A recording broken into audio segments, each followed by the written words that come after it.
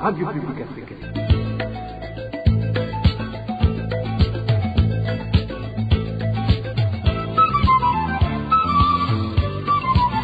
Radio Publique Africaine.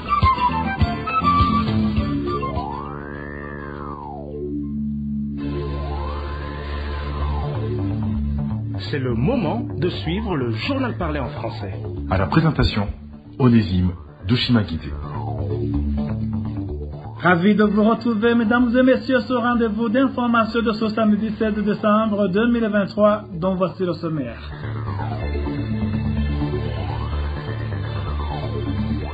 Le président Évariste Ndayishimiye a trahi les Burundais et tous ceux qu'il avait choisis comme intermédiaires en déployant les troupes burundaises pour combattre contre le M23 aux côtés des FARDC.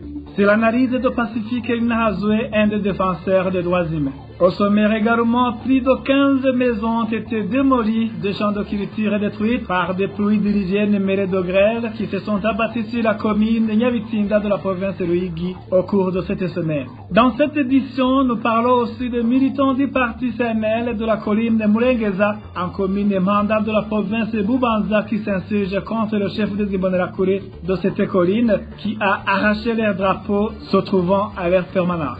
Voilà pour le sommaire.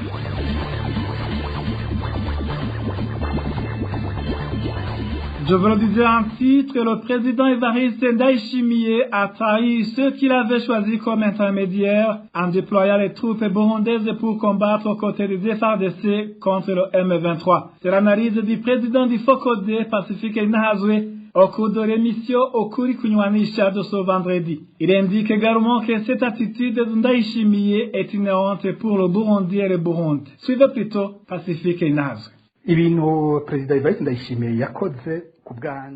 À mon avis, ce que le président Évariste Ndayishimiye a fait, ça nous déshonore, nous, en tant que Burundais. Mais je pense que ça entre dans le langage récemment utilisé lorsque Ndayishimiye a dit qu'il sait comment jouer le malin, ce qui sous-entend qu'il peut dire une chose alors qu'il fait son contraire. C'est donc l'attitude qu'il a manifestée dans ce pays d'être médiateur pour le dialogue et la paix et d'être à la hauteur d'une armée pour le retour à la paix dans ce pays et que le M23 lui aura cédé les localités qu'il occupait, sachant que c'était une armée qui devrait jouer l'intermédiaire et clandestinement il a envoyé des militaires avec un nombre égal à 4 fois de ceux qu'il avait envoyés pour le maintien de la paix. Il les a envoyés vêtus d'une tenue congolaise, comme si c'était des militaires congolais, et ces troupes ont été déployées pour combattre celui qui leur avait laissé les localités, croyant qu'il était neutre. D'une part, il y a des troupes de maintien de la paix, mais qui jouent le protecteur et le supposé médiateur qui organise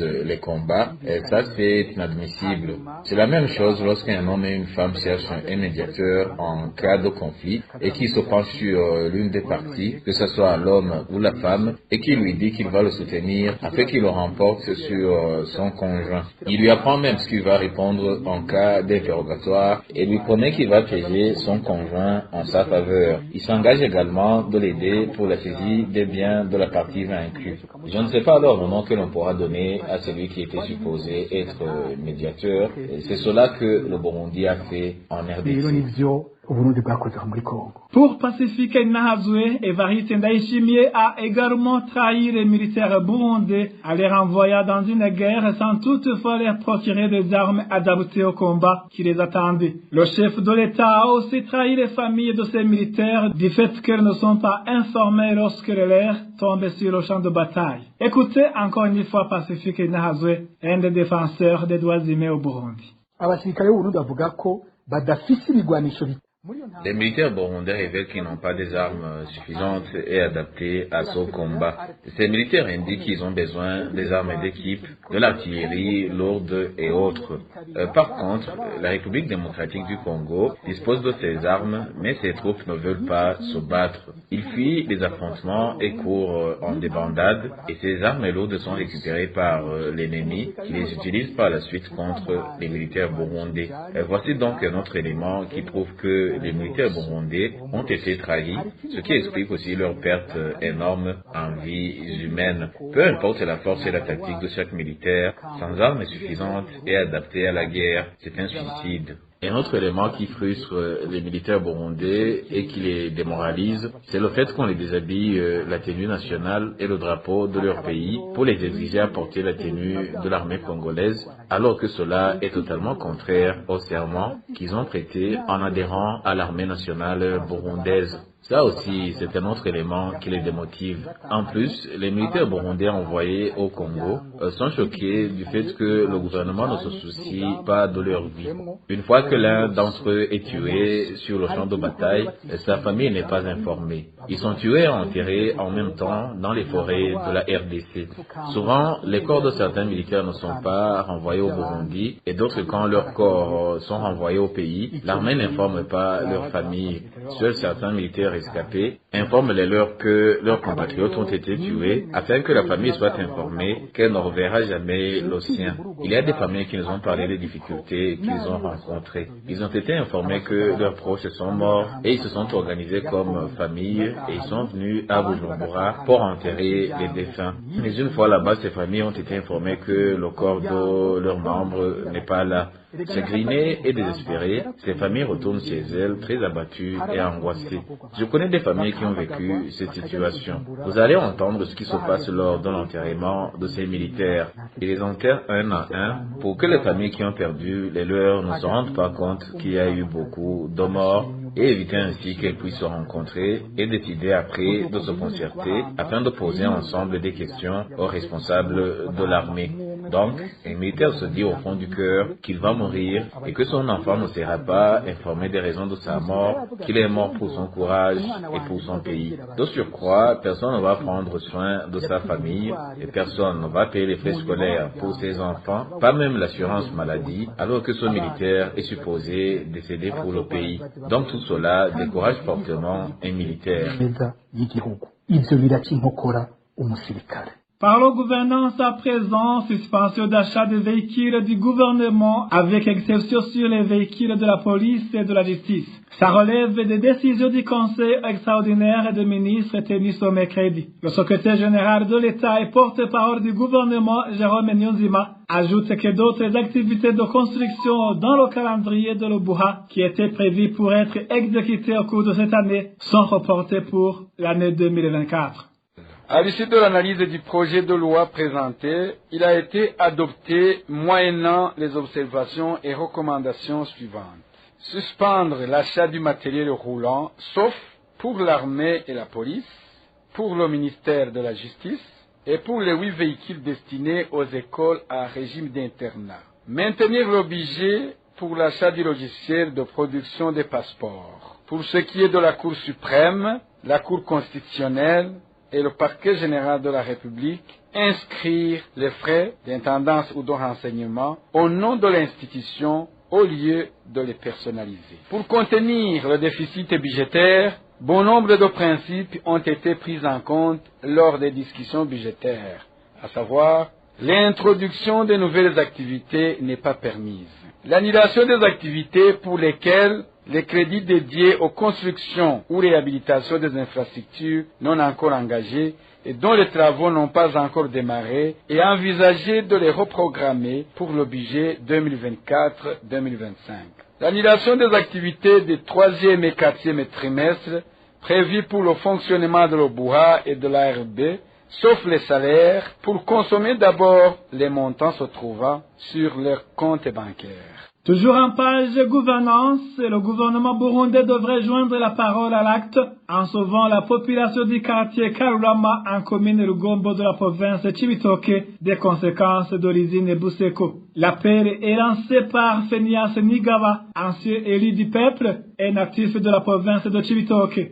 Pour Phineas Nigawa, le gouvernement sait très bien que les activités de l'usine Buseko sont en train de mettre en danger la santé de la population voisine de l'usine. Sa délocalisation permettra donc, selon Phineas Nigawa, à la population de jouir pleinement le droit à la vie comme tous les autres citoyens burundais. Je vous propose d'écouter Phineas Nigawa. Vu la croissance de la ville de Cibitoke, cette ville croît d'une façon extraordinaire, vu également que la santé de la population doit être prise comme une priorité. L'emplacement actuel de l'usine de ciment Buseko pose un grand problème à la santé de la population environnante. Nous disons cela parce que les bruits des machines de cette usine ne permettent pas à cette population de se reposer comme il faut. Les poussières contenant du ciment arrivent dans les ménages avec toutes les conséquences sur la vie de la population. Vu tout cela, nous demandons à ce que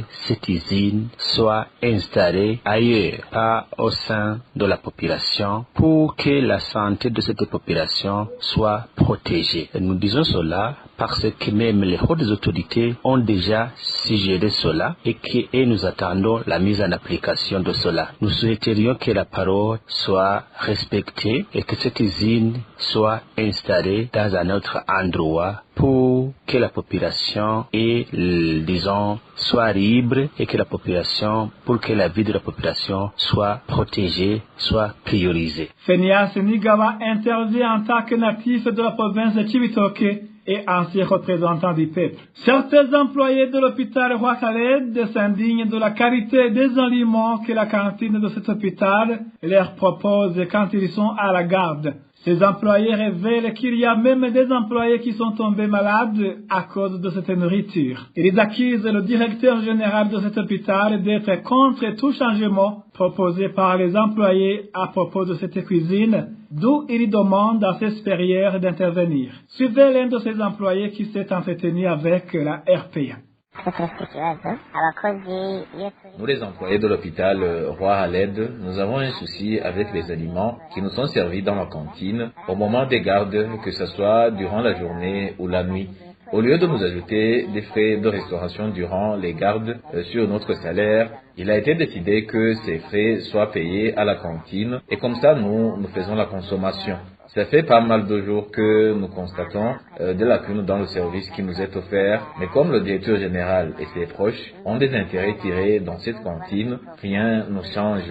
Et tu peux aller manger quand tu fais la garde, on te sert des aliments préparés la veille qui ne sentent pas bien, et quand tu dis que tu ne peux pas les consommer, on te dit que c'est ton affaire, que l'argent va être retiré.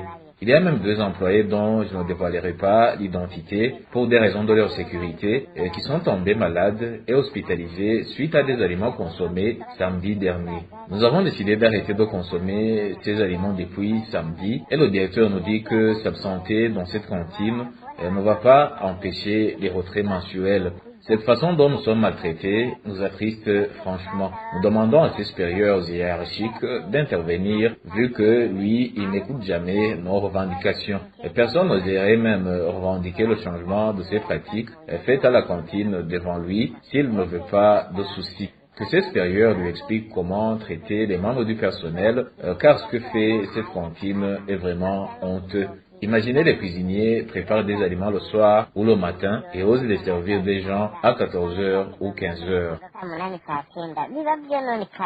C'était un des employés de l'hôpital Roi Khaled qui s'indigne de la nourriture que cet hôpital propose. Après une petite transition, nous parlons politique. Les militants du parti CNL de la colline Murengeza, commune Manda, province de Bubanza, s'insurgent contre le chef des Imbonerakure de cette colline qui a arraché leur drapeau se trouvant à leur permanence il y a de cela 10 jours. Les militants de ce parti demandent que leur drapeau soit remis et que les autorités administratives leur expliquent la cause de ce comportement. Écoutons plutôt l'un des militants du parti CNL de la colline Murengeza. Les responsables du parti CNL sur la colline Murengeza, commune Manda, province de Bubanza, ont implanté un drapeau sur cette colline comme cela se passe ailleurs. Puis, le chef de Imbonerakure est arrivé, il l'a arraché, il l'a traîné dans la rue et il l'a même déchiré. Il a par exemple donné ce drapeau au chef colonel de Murengeza et ce dernier ne l'a pas encore remis à les propriétaires. Cela s'est passé en date du 6 de ce mois. Il était 7 heures du matin. Les responsables du parti CNR aimeraient, avant de porter plainte, demander aux administratifs la cause ou la loi sur laquelle ils se sont basés pour que ce drapeau soit arraché et déchiré. La suite sera connue la semaine prochaine lorsque les responsables du parti CNR porteront plainte. De Bubanza, Cap sur Ruyigi, où au moins 15 maisons ont été démolies, des champs de culture détruites, ainsi que des arbres déracinés par des pluies diluviennes mêlées de grêle qui se sont abattus sur la commune Nyabitinda au cours de cette semaine. Désemparés, les habitants de Nyabitinda demandent aux bienfaiteurs et aux autorités locales de leur venir en aide le plus tôt possible. Le point avec Eric Nyonzima. Ces pluies diluviennes mêlées de grêle ont commencé à tomber dès le début de cette semaine.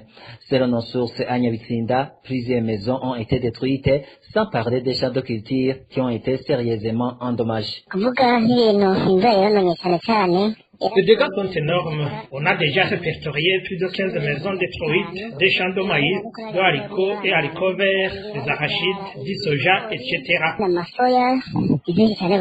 À part ces cultures vivrières, même les champs de riz et les arbres n'ont pas échappé à cette catastrophe. Quel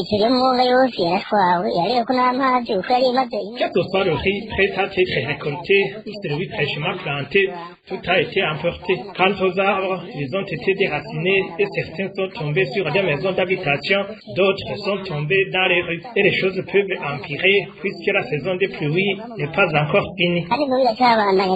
Vous saurez que, pas plus tard que ce mardi, au moins 8 maisons de la colline Nyagitega, toujours en province Ruyigi, ont été détruites par des pluies diluviennes qui s'y sont abattues. D'où les habitants de Ruyigi demandent aux autorités et à toute âme charitable de leur venir en aide, surtout qu'ils font déjà face à une précarité sans nom. Merci à toi, Eric Nyonzima. Les conséquences liées à la persistance de la pénurie du carburant se multiplient en province Gitega. Il s'agit entre autres de la limitation de la quantité du carburant à acheter à la pompe, de l'exigence de pots de vin et de faire vidange pour être servi parmi les premiers. Le détail avec Elvis Nyomungé. La pénurie de carburant de type mazout et de type essence perdure depuis plus d'un mois en province de Gitega. Ce produit est de temps en temps disponible à une ou deux stations-service seulement sur plus de 18 que compte la capitale politique du Burundi, car le carburant est disponible. De longues files de véhicules et motocyclettes s'observent devant la station qui en a. C'est cela alors qui est à l'origine des conséquences diverses en matière de sa distribution. Il s'agit notamment du paiement des points de 20 000, 30 000 et plus pour celui qui veut être servi parmi les premiers, même s'il serait dernier de la file. D'autres stations n'exigent rien, mais limitent le carburant à servir par les véhicules ou motos dans la boutique de servir plus de clients. Mais il existe des stations dont les pompistes exigent une certaine somme pour faire le plus de réservoir de véhicules, une somme qui est supérieure ou égale à 10 000 francs par véhicule. Dans cette logique, il y a des propriétaires de véhicules qui dépassent les autres à la file, à l'égard qu'ils vont faire la vidange. Mais après la vidange, ils profitent pour être servis en carburant. En outre, la connaissance avec les pompistes compte beaucoup. Le propriétaire de véhicules ayant des amitiés avec les pompistes pouvant être servis avant les autres. L'état de lié actuel est que beaucoup de véhicules font de longues files d'attente devant les stations sans savoir si le carburant arrivera ou pas. C'était, il faut des 3 jours et nuits, voire plus, tandis que d'autres font rentrer dans les véhicules chaque soir. Au marché noir, l'essence contenue dans une bouteille en plastique d'1 litre et demi, communément appelée Kinju, coûte entre 20 et 25 000 et 1 litre de mazout coûte 10 000 francs et plus. Ainsi donc, la population de même que les propriétaires de véhicules et motocyclettes, tous demandent que le carburant soit rendu disponible comme c'était le cas antérieurement. Merci à toi aussi, Elvis Nyomungé. Après une petite transition, sera le moment du mini-magazine au cœur de la société. Le mini-magazine au cœur de la société d'aujourd'hui revient sur la pénurie des carburants devenue endémique au Burundi. Au cœur de la société vous est présenté par Zawadi Grasse. Au cœur de la société. Au cœur de la société est une émission de tous les samedis, préparée en synergie par les radios Inzamba Agatekakawe, Radio RPA Idjouya Onyagihugu, ainsi que la radio-télévision Renaissance. La pénurie du carburant est devenue pour le moment récurrente au Burundi. Depuis ces derniers jours, des fuites indiennes s'observent sur différentes stations-service à la mairie de Bujumbura. Des véhicules font la queue dans l'espoir d'être servis en carburant. Au centre-ville, les bus de transport sont introuvables dans les parkings habituels. Quelles sont les conséquences de cette pénurie du carburant répétitive? Quelles sont les mesures que devrait prendre le gouvernement pour trouver une solution à ce problème de manque de carburant? Voilà sur quoi va porter ce mini-magazine au cœur de la société de ce 16 décembre 2023. À la présentation, vous êtes avec Zawadi Grasse. Bienvenue. Pour les habitants de la ville de Bujumbura, la pénurie du carburant est devenue un calvaire. La situation est intenable pour certains citadins qui se sont entretenus avec notre confrère de la radio RPA. Se déplacer dans cette période, c'est comme une punition pour certains. Aujourd'hui, se rendre au centre-ville, c'est compliqué. Quand tu commences à y penser, tu te demandes comment sera le chemin retour. Est-ce que tu y vas à pied? Le retour, c'est à pied aussi. Par exemple, une femme qui porte un bébé, tu la regardes se déplacer et tu es envahi par le chagrin.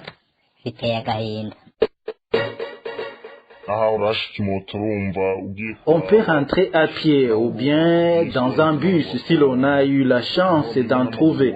Mais arrivé dans les périphéries de la ville, on ne voit plus ces motos qui garent là-bas. Si tu trouves une moto par chance, tu paies 3 ou 4 000 francs sur une distance qui te coûtait 1000 ou 1500 francs auparavant. Avant, on se bousculait pour prendre un taxi à plusieurs. Chacun payait ainsi 2000 francs. Mais aujourd'hui, ces taxis sont très rares. Si tu arrives à l'apercevoir, chacun paie 5 ou 6 000 francs. Ça fait peur. Et celui qui cherche un taxi d'une manière urgente, aujourd'hui, c'est 20 ou 30 000 francs une course qui coûtait 5, 6 ou 7 000 francs auparavant. C'est vraiment compliqué.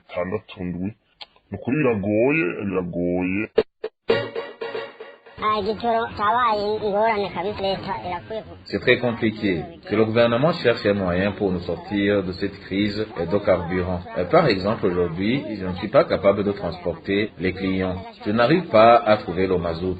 On peut aller faire la queue devant une station-service et après un certain temps, le stock du carburant s'épuise et l'on est obligé de se rendre sur une autre station. Mais là aussi, on n'y trouve rien. Et puis nous continuons de payer les frais de documents et d'autres impôts alors que nous ne travaillons plus. Voilà les défis auxquels nous faisons face. Dans le but de faire face à la pénurie récurrente du carburant en mars 2023, Albert Shingiro, ministre des Affaires étrangères et l'ambassadeur du Japon au Burundi, ont signé un accord de don de carburant d'une valeur de 3 450 000 $ américains, ce qui n'a pas pu permettre d'éradiquer cette pénurie répétitive du carburant. Faustin Zikumana, expert en économie et président de l'organisation Parole et Action pour le réveil des consciences et l'évolution des mentalités, PARSEM, propose au gouvernement de mettre sur pied un cadre de dialogue avec les experts pour chercher la voie de sortie à cette crise. Le gouvernement devait mettre sur pied un cadre de dialogue avec les experts et les partenaires du secteur. Il faut que le gouvernement écoute. Au gouvernement, ils ne sont pas des experts en tout. Il faut écouter les conseils des uns des autres. Sortir de l'ornière, essayer d'écouter même les conseils des autres, même si vous ne partagez pas la même opinion politique. Mais écoutez, créer un cadre d'écoute des experts et de dialogue. Le gouvernement devrait voir la possibilité de demander de l'assistance des pays amis en crédit d'urgence auprès des organismes internationaux pour relever son niveau de réserve de change de 2 semaines. Il faut un minimum de réserve de change de 2 mois ou 3 mois. Là, c'est l'urgence la plus totale et la plus absolue. Et opérer à une bonne gestion de ces devises. Il ne faut plus gérer les devises en désordre. Il faut gérer les devises de façon parcimonieuse. Il faut savoir les priorités, les mettre en avant. Et puis aussi réduire par exemple ces émissions à l'étranger qui ne sont pas essentielles. Deuxièmement, il faut organiser le circuit d'approvisionnement en carburant de façon professionnelle. Il faut intégrer tous les opérateurs économiques qui ont la capacité financière, la logistique nécessaire pour s'acquitter de cette mission de disponibiliser le carburant ici sur place. Il faut une concurrence et même faire appel aux opérateurs de la sous-région qui ont la capacité nécessaire, qui ont la capacité requise et non pas choisir tel opérateur qui accepte de donner des donations, des cadeaux dignitaires ou d'être en collision avec pour détourner l'argent du contribuable. Troisièmement, il faut revoir le coût de revient réel de l'approvisionnement du carburant dans notre pays, voir comment l'adapter avec le prix actuel pour que le consommateur ne soit pas lésé, aussi pour que l'opérateur impliqué dans la fourniture du carburant aussi ne soit pas lésé. Faustin Dikumana était au micro de notre confrère de la radio Inzamba. L'année passée, au mois de juin, le président de la République, Évariste Ndayishimiye, avait promis au peuple burundais qu'il allait trouver une solution durable au problème de manque de carburant et que dans un mois, il n'y aura plus de pénurie de carburant. Jusqu'aujourd'hui, le peuple burundais attend impatiemment la concrétisation de cette promesse du chef de l'État. C'est par ici qu'est prend fait ce mini-magazine au cœur de la société. Zawadi Grace était la présentation. Au revoir. C'était l'émission Au cœur de la société. Merci à toi aussi, Zawadi Grace. Merci, mesdames et messieurs, d'avoir prêté oreille attentive. Ainsi s'achève cette édition. Merci aussi à l'équipe de la rédaction et à l'équipe technique pour leur bonne collaboration. À la présentation, vous étiez avec Onésime Douchimagis. Bon week-end à tous.